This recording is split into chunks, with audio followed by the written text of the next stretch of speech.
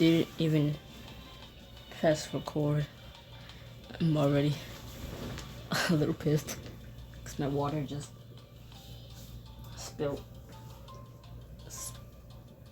partially on my bed and also down my leg. Now I'm like freaking sock. Chapter 15, Endgame. No commentary after this because I'm pissed. I'm pissed and I like doing this fast so I can dry everything. Ugh. A few weeks later, you and Griffin make your way to the deep arena for the last game of the season. Today's the day, Griffin. The championship game. The perfect day for Rafe to strike. How you doing? I feel like I barely slept at all last night. I kept having dreams about Rafe coming for me. A chill runs down your spine, and it feels like someone is watching you. But when you look behind you, there's no one there. Griffin puts a comforting hand on your shoulder. You know, you could sit the game out. Might be safe on the sidelines. No, I don't think anywhere on campus is safe. I'd rather be in the game and have you to help me than face whatever Rafe has planned alone. Hey, it's alright. We know he's gonna attack. We can be ready for him.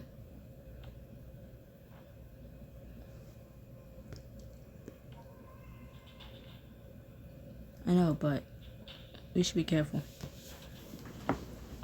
I've been practicing magic with Atlas and Swan, so I should be able to handle whatever he throws at me. But it doesn't mean we can let our guards down. We still don't know how Rafe plans to attack us. You're right, but at least together, we'll stand a better chance than apart.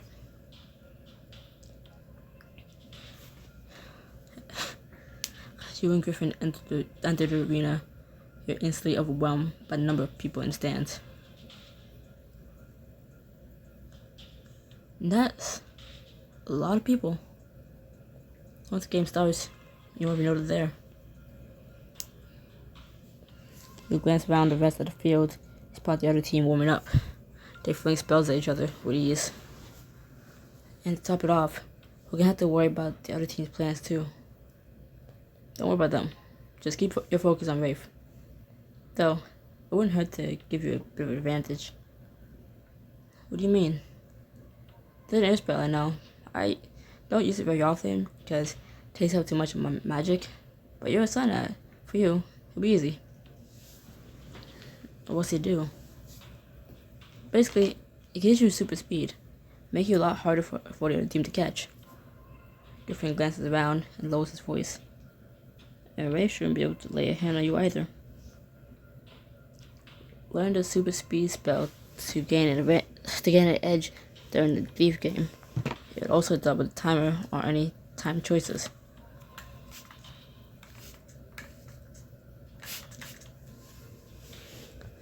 Griffin pulls you over to the side of the field. Alright, the spell's relatively straightforward. You just have to tap your foot on the ground. You tap your foot against the grass to a slow rhythm. I say the command word, which is citrus. Wait, no. Citius. You channel your magic into your feet. Citius. But nothing seems to change. I'm feeling different. Just give it a second. Actually, we still need to warm up before the game starts. Why don't we test it out? With a race. You're so on. You and Griffin line up side by side. He starts counting down. 3, 2, 1, go. You sprint down the field, but as you take a few steps forward, you're already halfway across it, leaving Griffin in the dust. Whoa. You skid to a halt, and Griffin catches up with you, a bit out of breath. That was incredible. Well, I tell you, no one will be able to catch you.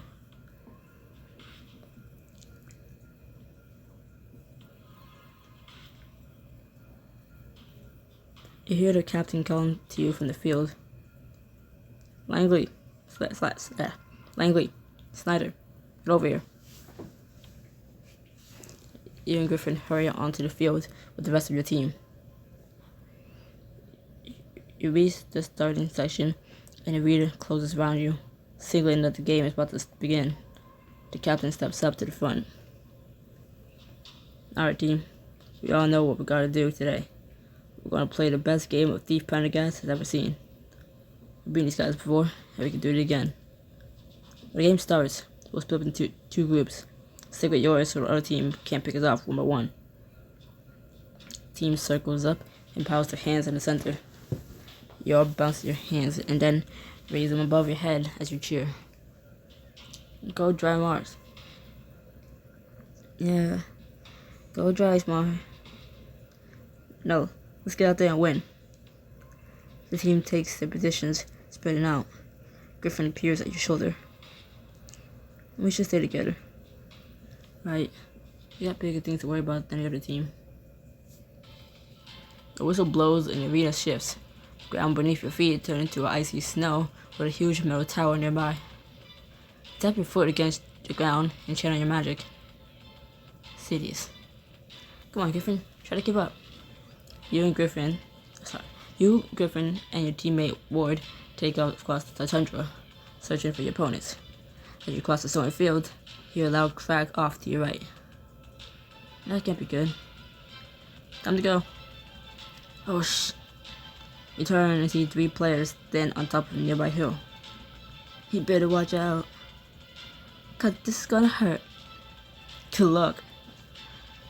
And a huge wall of snow and rock comes tumbling down the hill, heading straight for you.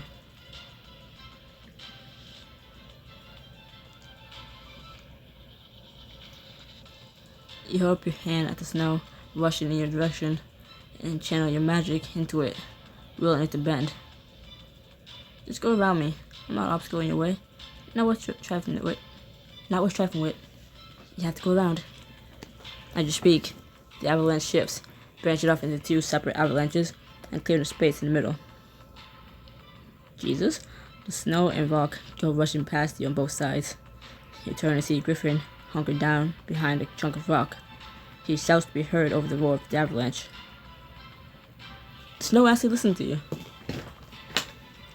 You just need some gentle persuasion.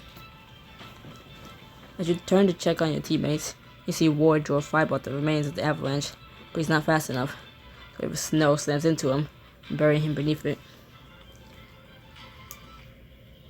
Ward! Before you can move, a tendril of snow bursts out of the pile, holding a flag. The flag whips through the air and into the hand of one of the other team's players. Too easy. The snow around you begins to swirl, and a shadow stalks toward you through the flurry. Ah! You stumble backward, and the figure follows, stepping into a clear spot and revealing his blue jersey. He's just an ordinary player. What's wrong with you? You look back at Griffin. 2 against 3 is bad odds. Come on. Griffin takes off running, and you quickly follow, leaving the other players behind as the terrain shifts. Pits of lava spring up around you, and the air goes like stifling. You take a step.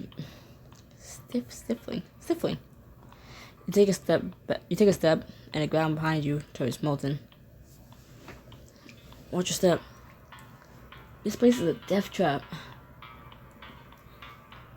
As you and Griffin round the corner, see the captain hiding behind a cauldron, behind a column in the middle of the cavern. When he spots you, he brings a finger up to his lips and gestures to a player from the other team. She's been separated from her teammates by a massive river of lava. How exactly am I supposed to cross this? The captain looks over and gives you a nod, then begins creeping forward toward the other player. She hasn't seen us yet. Now's the perfect time to surprise her so the captain can take her flag.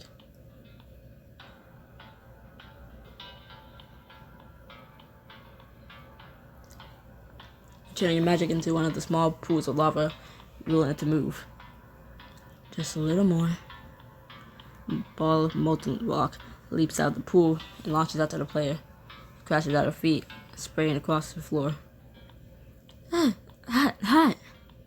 The player leaps back from the lava and falls to the ground, just barely avoiding getting burned.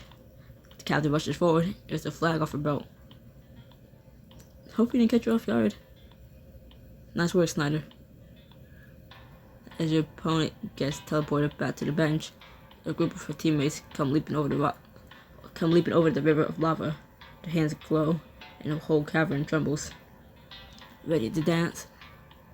The blonde player, who nearly caught you in the snow earlier, locks eyes with you and smirks. I call the sun at. You look over at the captain and start to back away. Cap, what should we do? Split up. The captain takes off running, and a group of players spring after him. You and Griffin rush in the opposite direction. They're getting away. Not if we can help it. Two break off in the group to chase after you. You leap over pools of lava and dodge around stalagmites, staying just in front of them. As you look ahead, see a shadow monster's gleaming eyes blazing in your direction. Look out! You grab Griffin's arms to hold him back, but when you glance at the eyes again, you realize they're just lava pouring through two holes in the rock. Elijah, are you okay? I'm fine, just seeing things.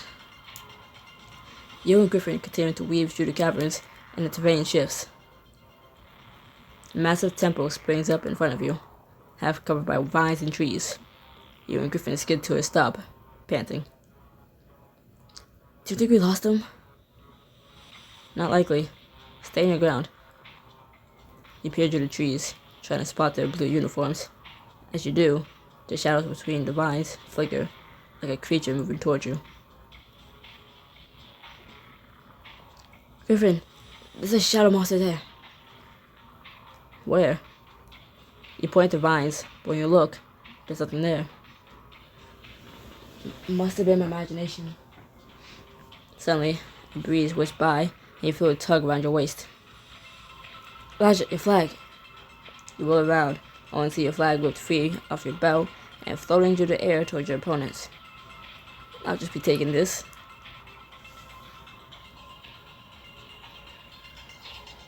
Griffin, give me a hand. Griffin reaches out towards you, and you feel a burst of magical energy. You focus and channel your magic into a nearby tree. That's mine. Resin comes spilling out of the tree, forming an orb that hovers beside you. You flick a thread of it onto your flag and yank it back. Hey, that was quite a sticky situation. Quick thinking. You turn back to your opponents. Now it's our turn. That's what you think. The player claps his hands together, and a massive wall springs up between you and Griffin. Move. Got it. The two players break apart, the first leaping over the wall he created, while the other darts into the trees in the opposite direction. Griffin's voice calls to you from the other side of the wall. Elijah, you okay? I'm fine, but a player's heading. Ah! His shout echoes over the wall, then the forest goes silent. Griffin? But there's no response. Oh no. You hear a rustling in the nearby trees. When you look over, you swear you see someone watching you, but you blink and they're gone. You rush in that direction, just as the terrain shifts.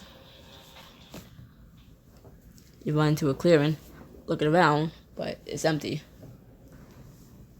Weird. I know I saw someone. I remember this place. This is where Atlas showed up during Thief tryouts. You hear a twig snap behind you. You whirl around to see the player, who's been following you the whole game, standing motionless. He reaches out, and darkness flickers in the clearing. And then, it's like even the sun above you goes dark. What the? Suddenly, there's a loud crack from a nearby tree. You turn and just barely see it crashing towards you. Jump out of the way of the fallen tree, but not fast enough. The tree branch catches your leg and you stumble. You fall to the ground just as the tree crashes down right beside you. Ow. You look up to see the other player stalking towards you with cold, lifeless eyes. What the hell? What the hell was that? You'd have killed me. Then a deep, gravely voice echoes from all around you. The player's lips move, but they're just slightly off. It seems you're not so hard to catch after all. Rafe. Well. You heard of me. The other player stares at you, and you realize his eyes are glazed over, unseeing. Rafe must be possessing him. Now then, why don't you just come quietly? Like hell. You scramble to your feet, and as you channel your magic, your whole body begins to glow. Light returns to the clearing. Get the hell away from me. You hold your hand up, and a bright beam of light shoots out of it, slamming into your attacker. He stumbles and blinks a couple times, as if seeing again. Then his eyes glaze once more. A foolish child. As you turn to run, the other player cuts you off, moving impossibly fast. He slams a palm onto your forehead, and you feel magic spark from his fingers. Your vision suddenly goes fuzzy. What? The player sweeps your feet, and you topple to the ground beside the lake. Bring him. Immediately, the player grabs your wrist and starts dragging you toward the lake.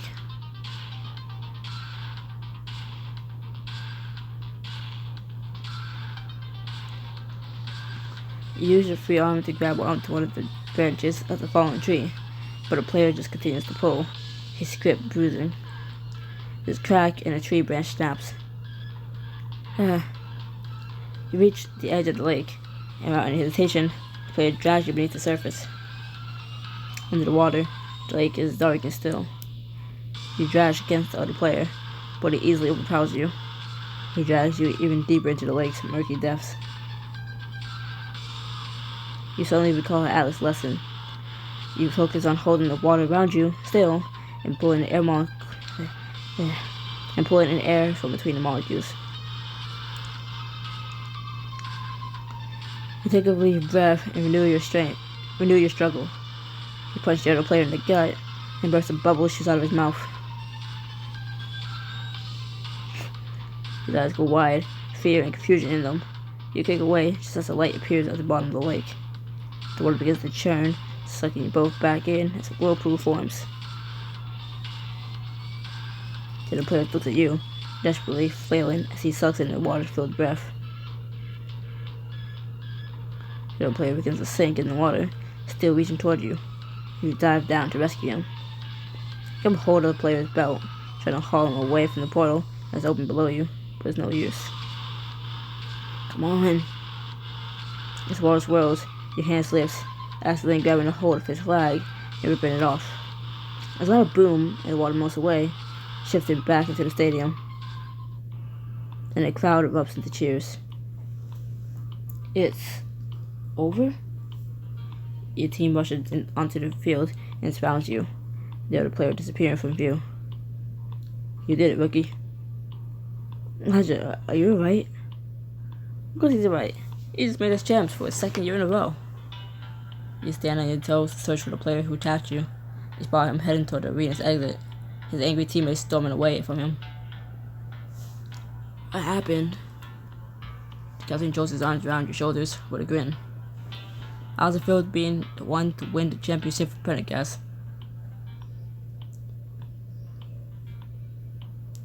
I feel afraid. That player pulled me into the lake. I thought that was going to be the end. What did he do to you? He tried to drown me, and we were getting sucked into some kind of... Who cares about any of that? You won. That's all that matters. Now it's time to celebrate. Did you hear anything I just said? Griffin steps in between you and the rest of the team. I think what Elijah is trying to say is that he needs a breather. We'll see you all at the party later. Griffin doesn't wait for an answer, and the two of you hurry out of the stadium. You see the other player hovering off to the side of the building, tucked against the wall, and you head that way. Just before you get there, Alex appears from the shadows. You quickly tell him everything that happened during the last part of the game. He looks at you worriedly, and seems to struggle with his words. That guy almost got the better of you. He scowls, emotion clouding over his eyes as he surveys your drenched appearance. Said he pulled you under the water. Are you sure you're alright? I was pretty scared. I had your spell to help me out. Alex hesitantly wraps his arms around you. He gives you an awkward pat on the back, and then lets go, clearing his throat. Now let's get some answers out of this guy.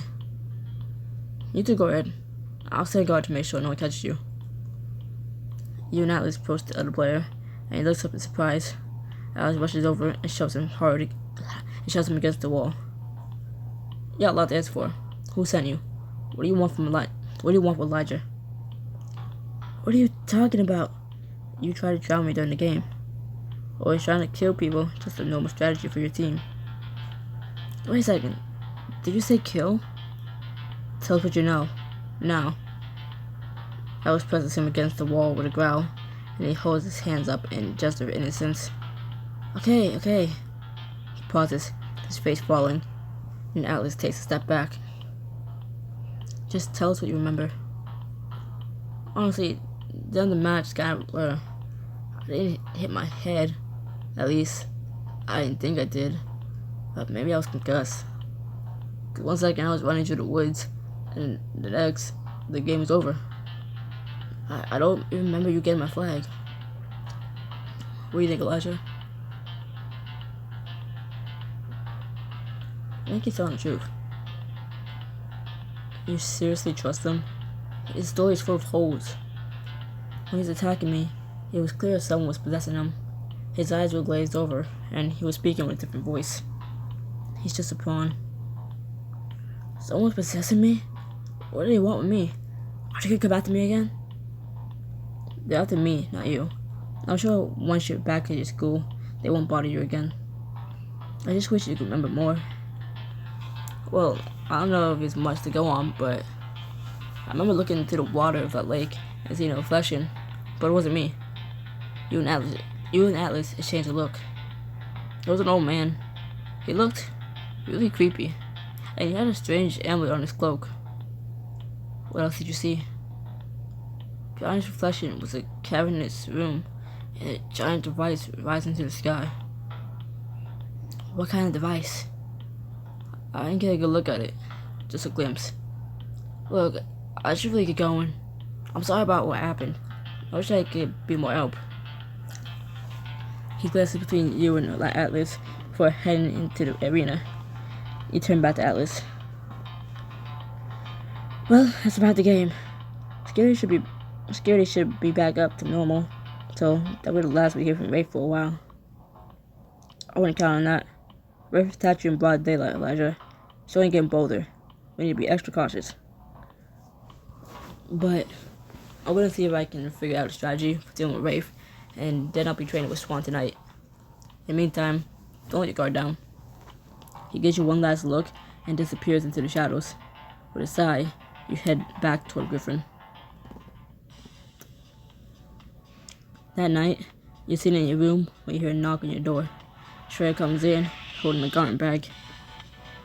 You don't look like you moved from that bed for hours. Yeah, I had a lot on my mind. Well, I had just a thing to cheer you up. The big party to celebrate your win should be starting any minute, and I'd help you pick out what to wear. Oh, I was just gonna wear my uniform. Elijah, you just won the championship for Pentacast. You're about to be the most popular person in the whole school. You need an outfit to impress. Lucky for you, I did some last minute shopping to make sure you look perfect. Why am I not surprised? And hey, did I look? My even got to I am someone special. What if it was her? Especially that someone chose it for you. Oh.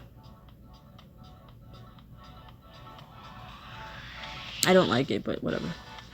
Shreya turns around while you change, then examines your new outfit. She gives you an approving nod. Well, how do I look? At the start of the school. No, the two of us are sure to be the most stylish people at the party. Then we better get down to it. I need to tell everyone what happened during the game anyways. You and Shreya leave your dorm and step out to the main quad decorated with banners and balloons. Overhead, a large firework explodes in a perfect Pendergast P. Ugh.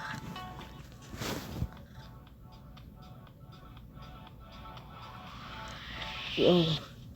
They really went all out. Now, of course, it was the biggest game of the season.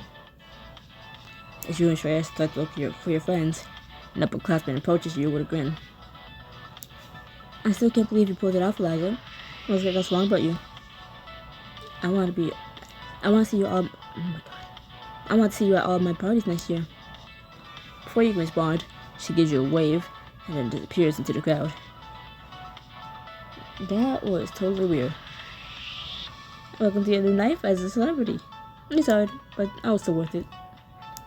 You and Shreya find your friends gathered by the greenhouse. Griffin looks at you guiltily. Elijah, I'm sorry I wasn't there during the end of the game. The player I chased got my flag, same time I got his. The rest said we were out.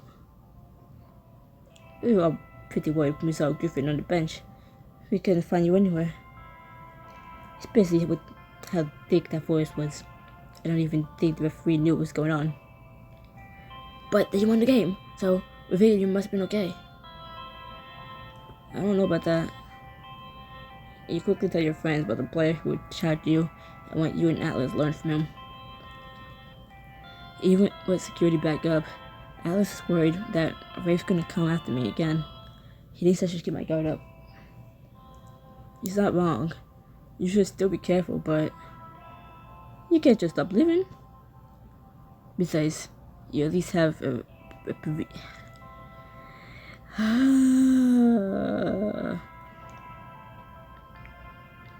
have a reprieve for tonight, since it's unlikely that Rafe will attack her twice in the same day. Which means it's time to celebrate. You're right. I have earned a bit of fun. Also, Elijah, your outfit is killing it. You make me feel underdressed. Elijah clearly understands the importance of dressing for the occasion. You cannot take my impeccable taste, though it does look amazing on you, Elijah. I try my best.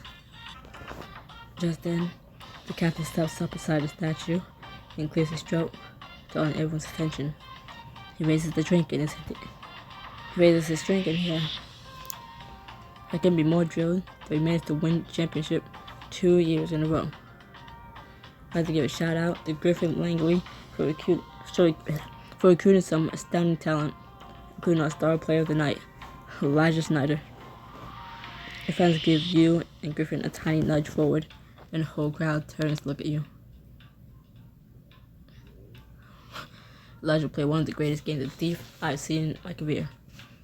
No matter what the other team drew at him, he handled it.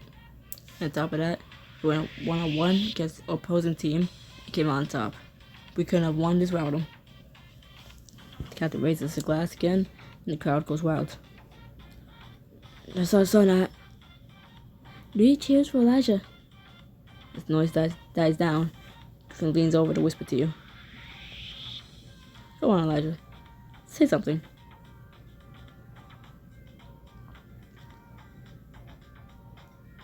I just want to say, I am pretty awesome. As well, I did just win the game for everyone. So I think I'll enjoy the attention for a while longer, if that's alright with everyone. The crowd chuckles and then starts chanting. Elijah, Elijah, Elijah, Elijah. I'm sorry, I have my arm on the mic. Elijah, Elijah. The captain steps down from beside the statue, and another student approaches you. What you did today was so amazing. It always feels good to bring home a win. This may sound totally weird, but I know you were cool ever since I had this dream about you finding a super evil shadow one. Your strong aura must have imprinted in my mind. Yeah. That's definitely what happened. She gives you a smile and disappears into the crowd as the captain makes his way over to you and Griffin. He claps you on the back with a grin. Alright, rookie. Are you ready for the championship challenge? The what now? Oh, I saw the pee. The captain and Griffin lead you over to the lake, where multicolored fountains jet up from the water. Here we all jump into the lake to celebrate a big win. It's traditional for the person who pulls the last flag to go first. You have the biggest splash if you leap from the top fountain, and everyone can see you.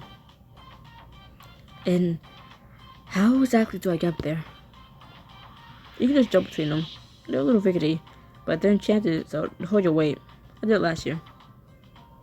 Oh, guess it's gotta be me then. Let's do it. You kick off your shoes and leap onto a short fountain by the shore. Yeah, wait, check it out. Elijah's about to take on the championship challenge. As the crowd gathers, you leap onto the next fountain and the next, till you stand at the top of the tallest one. Do a flip. Come on, Elijah. Let's see your best moves. You peer down to the glimmering lake below and spot your friends gathered nearby. Well, here was nothing. There's no flip option? Okay, ouch. Leap gracefully into the air and plunge in the water, barely making a splash. As you pop back up, the entire lake has changed to a shimmering gold, which fades to soft pinks and purples. You wade to shore, where your friends are waiting. Shreya snaps her fingers, and the glowing number 10 appears above her head. Beckett claps politely. A beautiful, elegant dive. 4 points. Yes, quite excellent form, Elijah. As the majority of your teammates go rushing into the lake, you bring your hands up to your face and blow through them, jetting your magic into the air to dry your clothes. I think I had enough water for today. I said the day, but it's not like I said today. Later at night, your friends start to break off to different parts of the party. Beckett hovers by you, glancing around as the others step away. Elijah, I just want to say that I'm relieved that you were safe. Relieved, huh? Does that mean you care about me? Don't make a thing out of it. Although, I was thinking we ought to take advantage of this moment of respite. And I haven't been able to take my eyes off you tonight. Not when you look so handsome. You really turned on the charm. I was hoping that you considered joining me for the evening. We could find somewhere more private. Oh, clearly now. Beckett blushes and clears his throat. You don't have to make up your mind now, but I'll be waiting over by the lake if you want. Beckett gives you a final nod, then hurries off toward the lake. Shreya slips her arms in yours. Shreya slips her arm in yours, your shoulders pressing together. Oh, thank goodness. I thought they would never leave. I had to get you alone for a moment. I just want to say thank you for making these past few months so exciting. Scary, but exciting. It has been quite an adventure. And I know I picked out your outfit, but you really got a fine figure on it. Clearly, you know what looks best on me. I was thinking the two of us could sync up for a bit. Get it a one-on-one time, if you know what I mean. Shreya winks at you with a grin. I think I cut your drift. I'm going to get some punch now, but besides want to run off, come get me. With that, Shreya slips her arm out of yours and skips off. Zeph approaches you with a grin. So now that the school year is almost over, it's time for the Umbrella Day Gala. What's that? It's a huge dance to celebrate the coming of spring. Any idea who you want to go to the dance with? Look around the party. You see Beckett sitting on a bench by the lake, Griffin leaned against the greenhouse, and Shreya by the punch bowl. I could ask one of our friends. Maybe ask her. I'm sure she'd enjoy that. Or maybe you and I can go as, friend days. All good options. I guess first step might just be to choose who you want to spend the rest of the night with. And you didn't hear from me, but I think a certain special someone has eyes on you. Really? It's totally obvious. They've been glancing at you all night. And after the day you had, you should take tonight to have some fun. You can worry about picking the day after that. Sneak off and get some time alone with someone special. The person you choose may even take this moment to ask you to the dance, though you still have a chance to pick a different partner if you refuse. I wonder who I'll pick. Those shorts are short. Those shorts are very short. No one. I walk a lonely road. I wonder who I'll pick. I wonder which one was the only one paid for. Curious. You leave Zeph and head over to the lake. Baggett has his back to you, facing the water. When you approach, you can hear him mumbling to himself as he runs a hand over his blazer. Okay, everything. You can concoct a toxin-free dragon anti-flame potion made life on it. You can handle Elijah. Talking to yourself now. No, I was just thinking out loud. To what do I owe the pleasure? I was wondering if that offer to get away from the party was open. I could think of nothing. I'd rather do more right now. Lucky for us, Alex said he'd be gone all night practicing with Swan, so we'll have my room to ourselves. Then I guess we'll have plenty of time. We can take this nice and slow. Sure, but very, very fast. With a laugh, you grab his hand and pull him toward the dorms. Once the door closes behind you, you turn to face Beckett. His gaze raced your body, desire burning in his eyes. I've been wanting to do this with you for a long time. Do what exactly? You step in closer to him. His eyes roll from your lips to your chest and back up again. Why don't I just show you? As he steps even closer, you put a hand to his chest. You run your hand down and back up the lapel of his blazer. Then, you use a quick air spell to pop the top button off of his shirt. I'd rather hear you say it first. He pulls himself up to his full height and meets your gaze directly. He leans in even closer, looks a whisper apart. Legend, I'd really like to kiss you. Then I'd like to throw you on that bed. His hands find your waist and slide around to your back. Then think we can get these clothes out of the way. It'd be quick. I don't think I have the patience to wait for what I see underneath. But I'd take as long as it could, so I could appreciate each new part of you as it becomes exposed. Before you can go on, you press your lips to his, wrapping your arms tightly around his neck. He responds immediately, his arms tighten around your waist reflectively. Your mouth still connected, he lifts you in his arms, and you wrap your legs around his waist. Okay, surprisingly strong. Yoga, remember? He carries you over to the bed and sets you softly down on the mattress. Okay, let's take these off. You rise up to your knees and start unbuttoning his shirt. I don't know why I'm out of breath from just sitting down. You kiss his neck, his collarbone, and work your way down his chest as you pose his torso. Finally, you push both his shirt and his blazer off his shoulders. You reach for his belt buckle when he stops you. Not so fast. He pushes you back onto the bed and crawls over you, his hands raking up your legs. He kisses your neck up to your ear. Oh. Beckett starts to slide your clothes off, his fingertips brushing over your skin. You arch up to meet him with a groan. Good. As his hand works, he peppers kisses along your throat, trailing them lower. He tries a line of feather-like kisses from your hip bone all the way to your ankle. Beckett. He works his way up, his tongue running along your inner thigh. As he lowers his head between your legs, you grasp the bed sheets in your fist with a gasp. Oh. You pull him back up to you as he kisses you again. You undo his belt buckle and push his pants down past his hips. You wrap your legs around his waist, kissing him fiercely.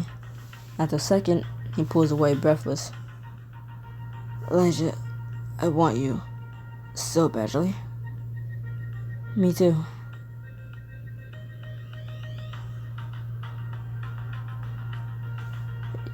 You roll over suddenly, pinning him underneath you.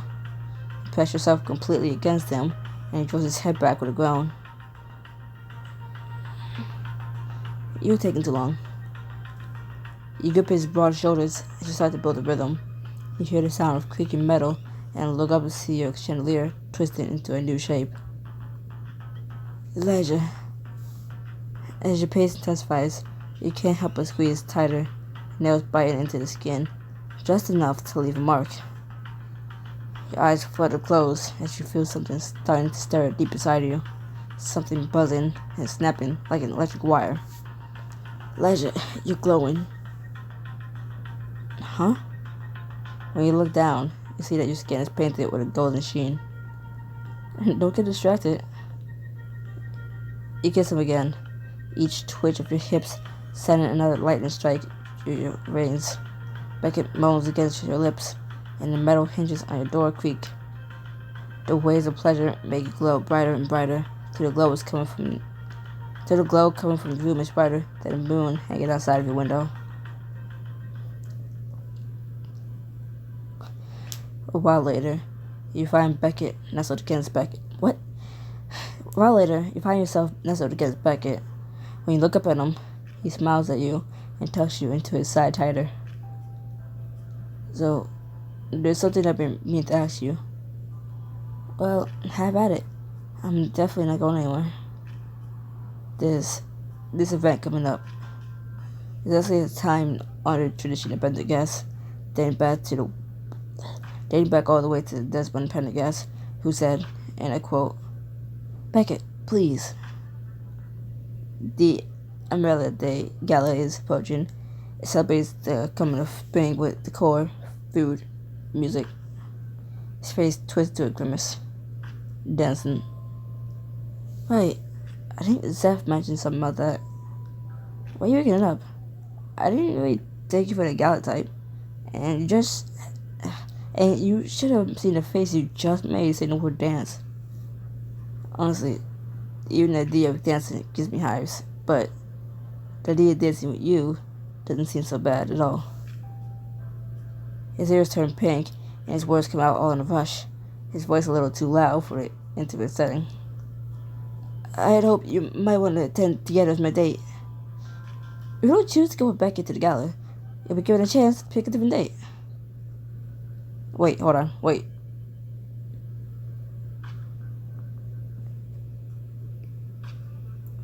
You're welcome, or you're sorry. Oh, I'm sorry.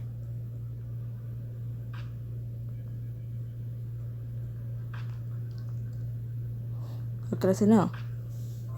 Really? You're sure? Unbutton every one of those buttons on his lower half slowly.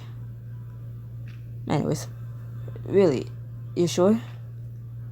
Well, now that I think about it, you lean over and touch a tender kiss to the tip of Becca's nose, to lean back with a grin. Of course I'm sure, you idiot. Excellent. I need to find the time between my studies, research. I wonder if the library has any books on traditional dances. Okay, I changed my answer. I'll go on the one condition that you try and relax. I'll do my best. He pulls you closer with a breathy laugh, holding you to his warm chest.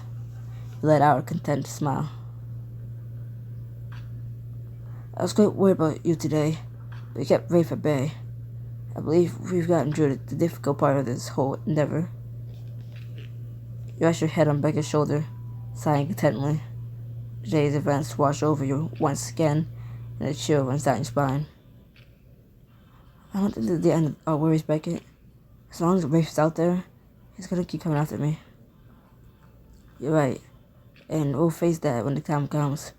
But for now, you can enjoy the peaceful times. The gala should be a nice... Stop saying this word.